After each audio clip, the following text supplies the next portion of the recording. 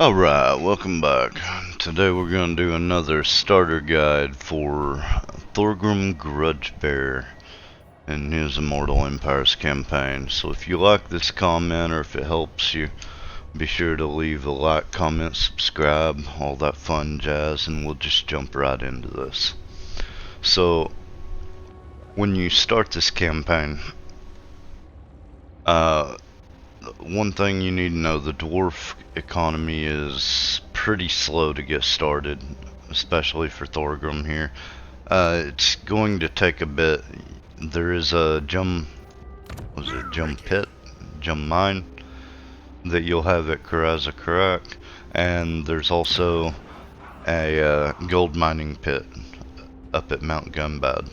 So if you can control these two provinces, you've got a decent start on your economy to support more troops, but you kind of have to get that far. So let's go ahead and start this out. You'll start with Thorgrim here and a master engineer hero that you'll need to put in your army. Then you'll do your starter fight here. Pretty easy stuff. I do suggest fighting it yourself and not auto-resolving, because you need to take as few losses as possible, because dwarf replenishment is not amazing. So you'll fight your first battle, then you'll fight Pillars of Grungni, all on the first turn. After you win this fight at Pillars of Grungni, what I like to do is recruit a second lord. I usually go for the Rune Lord.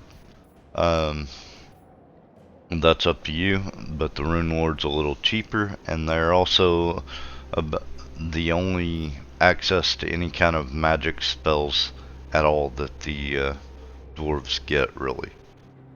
So until you get the heroes for the Rune Lords, I don't even remember what they're called, but Runesmith? Yeah, Runesmith.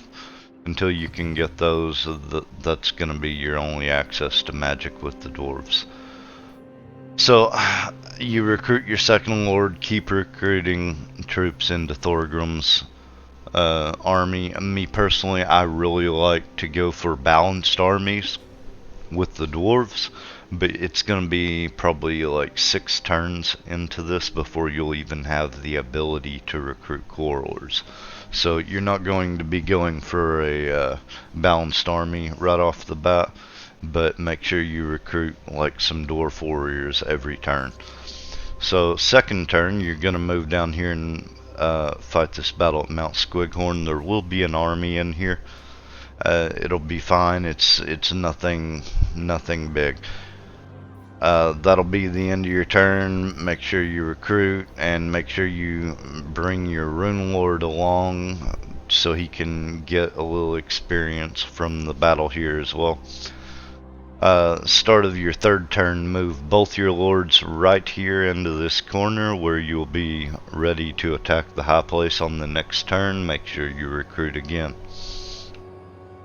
So Skarsnik will be taking the high place right about this time.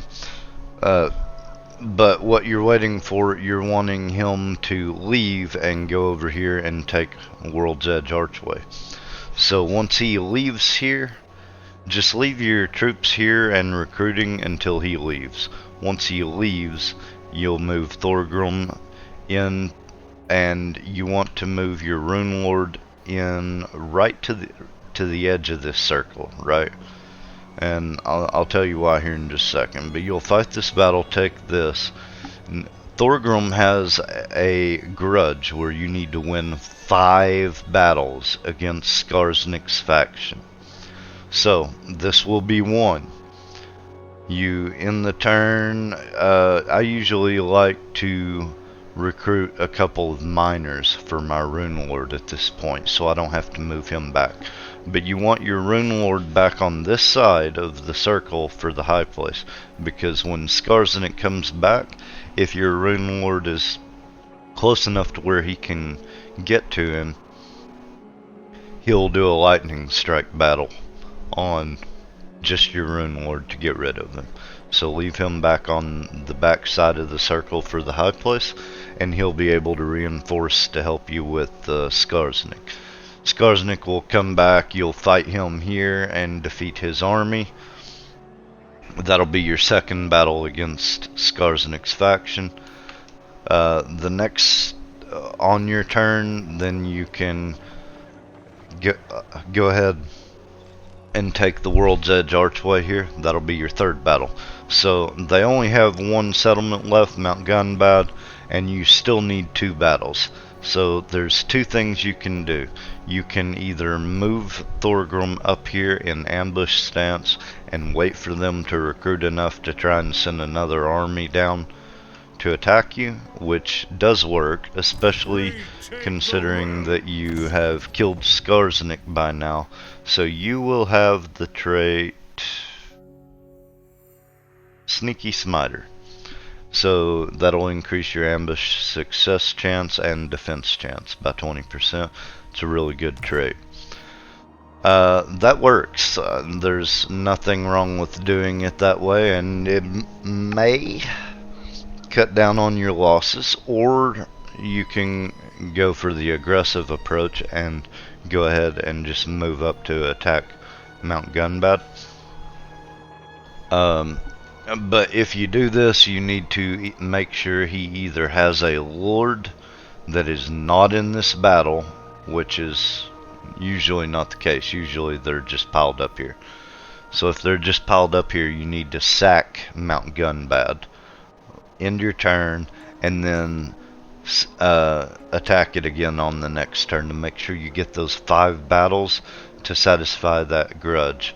That will help you with your grudge severity, and it will also give you the Master Rune of Spite.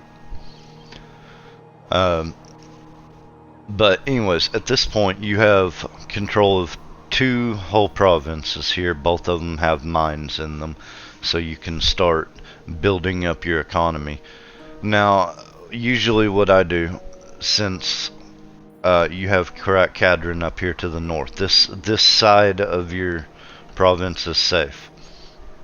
I move my second lord down to World's Edge Archway, and I keep recruiting with him until I have about half of a stack, about 10 or 11 units in this army. And I also build the watch room here to increase the garrison, because of Tretch Craventail and his faction, the Skaven faction down here. They will declare war on you, and they will try to take you. If you have half a stack here and the garrison is full health, you've basically got a full army here that can usually hold off against him, unless he brings more than one army, and then you'll have to move Thorgrim back to help. But I usually move Thorgrim back towards Mount Squighorn, let his army heal up, recruit, whatever units I want. This is the way I usually set his army up, with a more balanced army. You've got the gyro bomber, you've got the grudge thrower, and then about half of them will be quarrelers and half of them will be melee troops. That's just the way I like to do it. You can build your armies however you want, but I move him back here to Mount Squighorn and just sit for a bit. And the reason I do that is I'm letting his army heal up. When it's full health, I'll go and do his quest battles. You can see here it's turn 20. I haven't expanded beyond these first 2 provinces, and that's fine. What I have been able to do is get his first 2 quest battles in. That'll give you 5,000 cash per quest battle, and as well as nice items. So that's definitely worth doing. And right now you're trying to build up your income buildings enough to support your troops, because you do need half an army in World's Edge Archway to defend from the Skaven on this side, and you're going to need at least half a stack in Karak, because usually Wurzag is going to be knocking on your door really quickly with wall armies, and sometimes 2 to 3 armies with full wall armies with them. So that defending that starts getting pretty ridiculous pretty early on. But leave him alone until he wants to come say hi. Don't. There's usually not a good reason to go out of this province and attack him early on, unless you just feel really confident in it and just want to take the fight to him. In that case, go for it. I do not recommend confederating Barak Var. They are weak. They usually don't have any land worth having by the time you can confederate them. It's going to hurt your income and your upkeep. They usually don't even have any troops that will help you out at this point. So I usually just let them die, wait until I feel secure enough to move out of these two provinces and go take it over. But at this point, you hold these two provinces and you can defend from both sides while having Thorgrim at full strength, able to reinforce either side while you do your quest battles, and then let your troops heal up from those because, you know, dwarf replenishment is crap.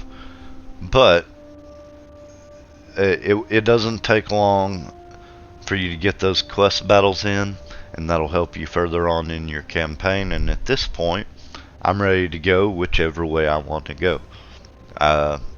Honestly, what I will probably do will be to go for Black Crag, since that's another one of the grudges that Thorgrim needs to settle.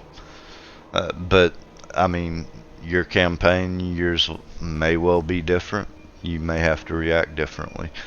So that's all I've got for you. If it helped you at all, please like, comment, subscribe, all that fun jazz, and I'll see you in the next one.